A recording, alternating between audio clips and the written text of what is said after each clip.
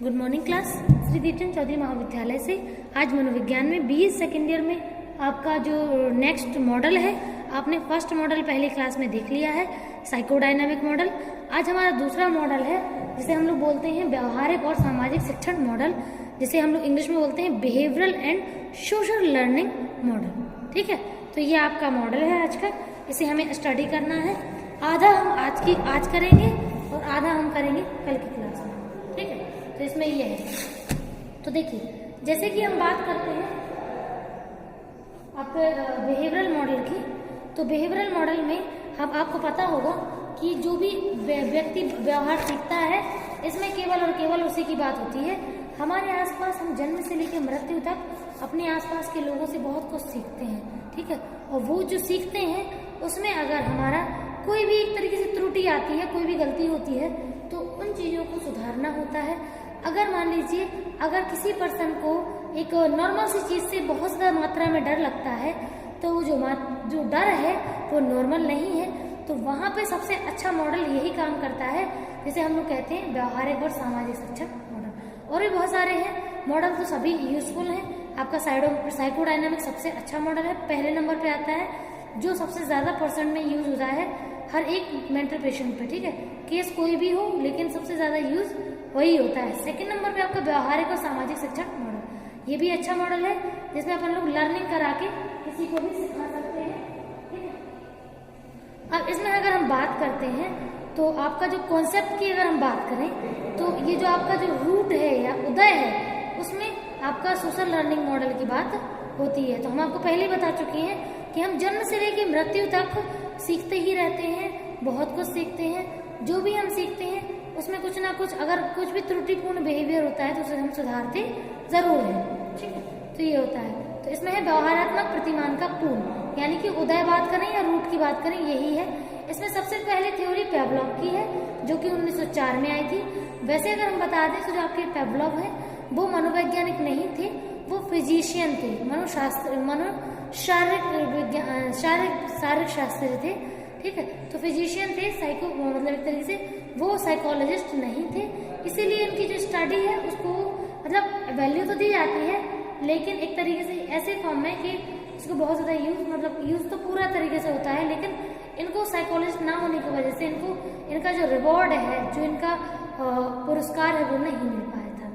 ठीक है, तो पेवलोव का काम बहुत अच्छा है, लेकिन इनका जो एक तरीके से जो आइडेंटिटी है वो साइकोलॉजिस्ट के रूप में नहीं है, वो फिजिशियन के रूप में है। ठीक है, तो पेवलोव जो थे वो डाइजेशन पे काम कर रहे थे, कि इनका ये था कि हमारी जो डाइजेशन है, डाइजेशन में क्या क्या फैक्टर काम करते हैं और डाइजेशन होता कैसे है, कौन कौन से ऑर्गन काम करते हैं और डाइजेशन में कौन कौन सी प्रोसेस होती है। ठीक है, ये था।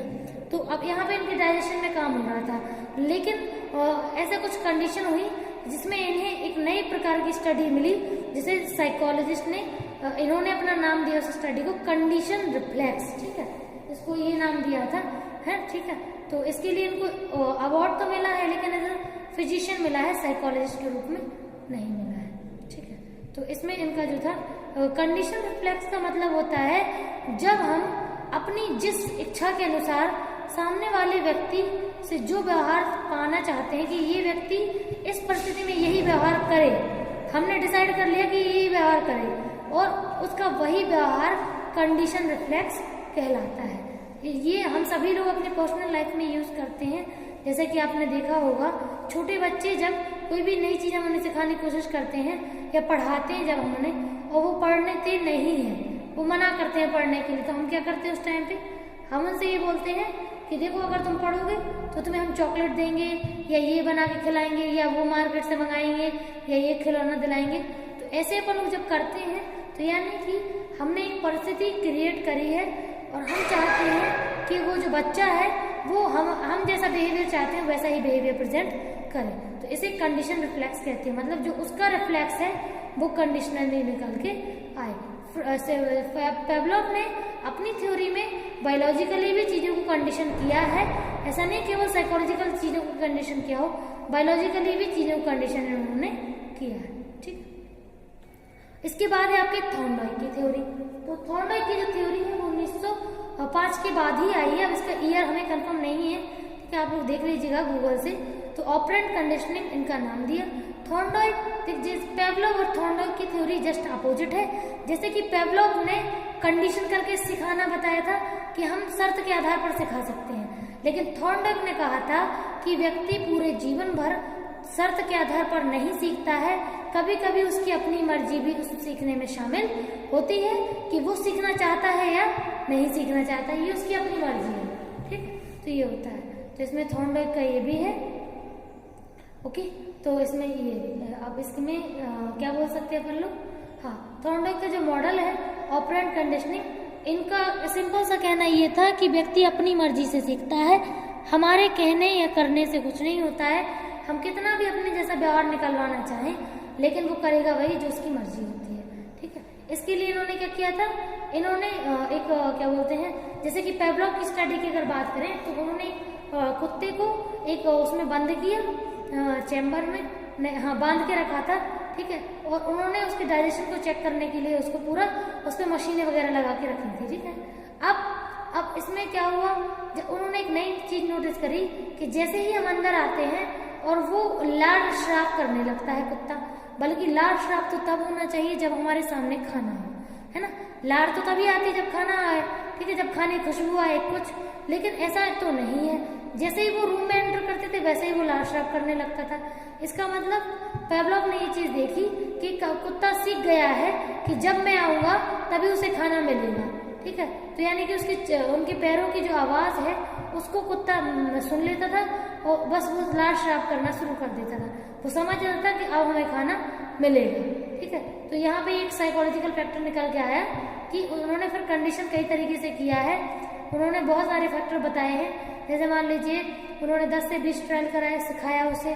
ठीक है, और फिर उसके बाद जैसे मान लीजिए घंटी और खाना, घंटी बजाई खाना दिया तो उसने लाड़ श्राप किया।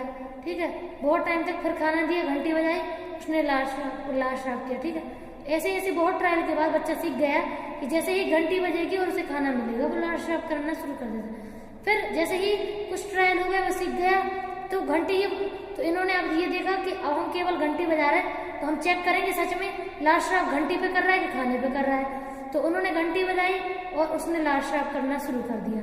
तो ऐसे ही जितनी कम से कम 8 से 10 बार उन्होंने केवल ही घंटी बजाई, खाना नहीं दिया, एक के बाद एक के बाद एक बार, लेकिन उसने लाड़ श्राप किया है। ठीक है, तो ऐसा क्या हुआ, ये कंडीशन हो गया। ठीक है, उन्होंने एक चीज से उसे कंडीशन कर दिया। थॉर्नडाइक की थ्योरी में कंडीशन की बात नहीं होती है। इसमें इन्होंने क्या किया, एक फिश को एक चैम्बर में बंद कर दिया लकड़ी के पिंजरे में। ठीक है, और उसमें एक लीवर था जिसे पुल करने पर वो गेट खुलता था। उन्होंने उस चैम्बर के सामने एक फिश रख दी। ठीक है, अब फिश रखने के बाद उन्होंने कहा, हाँ, उसको बंद किया। अब जब तक उसका पेट भरा था उसको खिला पिला के अंदर पैक किया था। ठीक है, जब तक उसका पेट भरा था तब तक तो वो बाहर निकलने का नहीं सोच रही थी बिल्ली। ठीक है, जैसे ही उसका पेट उसे लगने लगा कि भूख लग रही तो उसने उछल कूद करना शुरू कर दिया और धोखे धड़ाके से जब वो एक बार वो लीवर फुल हो गया, खिंच गया, तो गेट खुल गया। ठीक है, तो उसने फिश खा ली। ऐसे ही दूसरी बार ट्रायल किया, ऐसे ही तीसरी बार किया। तो ऐसे कई ट्रायल के बाद उन्होंने देखा कि जब पहली बार जो पिंजरे से बाहर निकला था निकली थी उसमें समय उसका ज्यादा लगा था, लेकिन वही उसकी बात करें कि 20 ट्रायल बाद जब वो बिल्ली बाहर निकली तो उसका समय कम लगा। क्यों? क्योंकि उसने बराबर उछल कूद करने के बाद उसके 4 से 5 ट्रायल के बाद उसने ये चीज समझ ली थी कि उसको क्या चीज पुल करनी है जिससे उसका जो गेट है वो खुल जाए और वो फिश खा ले। ठीक है, तो ये था। थर्ड है स्किनर ने थॉर्नडाइक की थ्योरी को अप्लाई किया है। बस थॉर्नडाइक की जो थ्योरी है, थॉर्नडाइक का जो थ्योरी है उसको ज्यादा वैल्यू इसलिए नहीं मिली है क्योंकि थॉर्नडाइक का कॉन्सेप्ट तो बहुत अच्छा था, लेकिन थॉर्नडाइक उस टाइम पे एमए में थे, एमएससी कर रहे थे और उनका जो डिजर्टेशन है वो चल रहा था और उनकी जो ऑपरेंट कंडीशनिंग थ्योरी है वो डिजर्टेशन के टाइम की है। इसीलिए इनको वर्क को नाम तो सभी जानते हैं और इनका वर्क पढ़ते सभी हैं, अच्छा वर्क है इनका, लेकिन इनको उतनी ज्यादा प्रसिद्धि नहीं मिल पाई है। इसके बाद आए थे स्किनर की 1937 की थ्योरी है। इन्होंने भी ऑपरेंट कंडीशनिंग की बात की है। ठीक है, इन्होंने भी ऑपरेंट कंडीशनिंग की ही बात की है और इनका कहना है कि जो भी लर्निंग है वो ऐच्छिक होनी चाहिए, मतलब व्यक्ति अपनी इच्छा से सीखता है, उसमें सामने वाले का कुछ भी रोल मतलब एक तरीके से मर्जी शामिल नहीं होती है, उसकी अपनी मर्जी होती है। ठीक है, तो इसमें इन्होंने एक नया कॉन्सेप्ट दिखाया था। इनके तो कॉन्सेप्ट बहुत सारे हैं, लेकिन ये सबसे अच्छा कॉन्सेप्ट है इनका रीइंफोर्समेंट। रीइंफोर्समेंट उनका मतलब होता है प्रतिबलन, यानी कि किसी भी काम को करने के बदले में या तो व्यक्ति को पुरस्कार मिलेगा यानी कि रिवॉर्ड, या फिर उसको पनिशमेंट यानी कि आपका क्या मिलेगा, सजा। ठीक है, अगर काम अच्छा कर रहा है तो रिवॉर्ड दीजिए, और अगर काम गलत कर रहा है तो पनिशमेंट दीजिए, ताकि उसका वो व्यवहार दोबारा वापस ना आए। और ये थ्योरी इनकी बहुत अच्छी भी है। ठीक है, फिर अगली थ्योरी एल्बर्ट बेंड्यूरा की। ठीक है, तो एल्बर्ट बेंड्यूरा का कहना है कि जो भी व्यक्ति सीखता है उसमें ऑब्जर्वेशनल लर्निंग काम करती है। ठीक है, मतलब व्यक्ति देखकर भी अपने व्यवहारों में उन चीजों को ढालता है और सीखता भी है। ठीक है, ऐसा वो मानते थे। तो 1940 की समथिंग की, मतलब स्किनर की बात की इनकी थ्योरी है। ईयर इनका भी क्लियर नहीं है, गूगल सर्च कीजिएगा। ठीक है, तो इसमें इन्होंने ऑब्जर्वेशनल लर्निंग यानी कि सामने वाले के व्यवहारों को देख करके जो हम सीखते हैं उसे ऑब्जर्वेशनल लर्निंग कहते हैं, इनका ये कहना था। अगला है रीइंफोर्समेंट यानी कि प्रतिबलन, जो कि आपको पता ही कि स्किनर ने दिया था। स्किनर का कहना था कि अगर हम पॉजिटिव बिहेवियर को बढ़ाना चाहते हैं तो हमें रिवॉर्ड देना चाहिए, और नेगेटिव बिहेवियर को घटाना चाहते हैं तो हमें आपका क्या बोलते हैं, पनिशमेंट देनी चाहिए। ठीक है, पनिशमेंट पॉजिटिव भी होती है और नेगेटिव भी होती है, ऐसे रिवॉर्ड भी होता है। लास्ट है आपका जनरलाइजेशन और डिस्क्रिमिनेशन। हमने आपको अभी पेवलोव की थ्योरी बताई। पेवलोव में वो क्या करते हैं, पेवलोव थ्योरी में वो उस कुत्ते को पहले तो रिवॉर्ड देते हैं, ठीक है, और उसके बाद उसका फॉरगेटिंग देखते हैं। ठीक है, इन दोनों के फॉर्म में जब वो दो बैल बजाते हैं, एक बैल तेज और एक मध्य, और एक तेज पे खाना देते हैं, मध्य पे नहीं देते हैं, लेकिन वो लाड श्राप दोनों पे करता है। ठीक है, ऐसा उसका होता है, लाड श्राप दोनों पे ही करता है। ठीक है, लेकिन बहुत ट्रायल के बाद वो अंतर करना सीख जाता है, यानी कि उसे कहते हैं विभेदीकरण। सामान्यीकरण का मतलब होता है जब वो कुत्ता जो है वो आपका धीमी ध्वनि पे भी लाड श्राप कर रहा है और तेज ध्वनि पे भी, उसके लिए तो ध्वनि है। लेकिन जब वो 10-12 ट्रायल के बाद समझ लेता है कि उसको खाना केवल तेज ध्वनि पे मिल रहा है, तो वो लाड श्राप केवल तेज ध्वनि पर ही करता है, धीमी ध्वनि पर नहीं। Okay, thank you.